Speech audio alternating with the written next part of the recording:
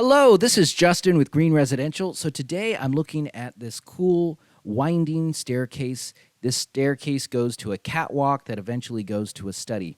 So my question for this video is, are the balusters too far apart? Now the balusters are that vertical piece of wood that goes from the bottom of the tread up to the handrail. So are those pieces of wood, are they too far apart that could potentially allow a little kid to slip through the bars or get their head stuck in it? Now, to be fair, when this house was built, it was probably code compliant. The problem is that code is continually changing and updating. And the reason why code changes and updates is, one of the reasons at least, is safety. So over time, we learn from our mistakes. We say, hey, this was a bad idea. Let's change it so we can avoid this potential bad thing from happening again. So that is one of the reasons why code changes.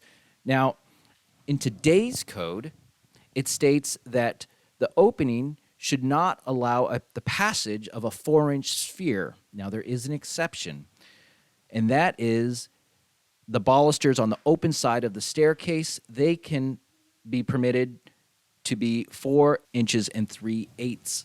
So the normal baluster, like on the catwalk here, that needs to be 4 inches apart, no greater. As we can see, this is clearly not to today's code. The balusters on the open side of the staircase, they can be permitted to be 4 inches and 3/8.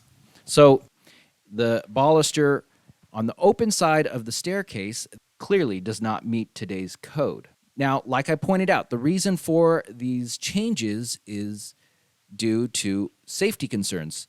As a home inspector, when I go into a house, I inspect the balusters. Every home inspector most likely does that. And the reason why we do that is because it's a potential safety issue. So we are looking for those type of safety issues that the homeowner or the home buyer needs to be aware of.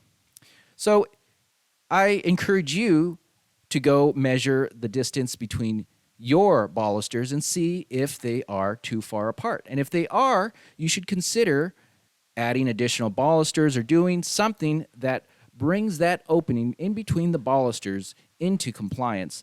If you found this video helpful, it'd be much appreciated if you hit that thumbs up button. You can also hit the subscribe button. We put out content like this on a regular basis. We also cover many simple repairs that homeowners can do themselves. I'm so glad you caught this video. I hope you catch my next one. Have a great day, and bye for now.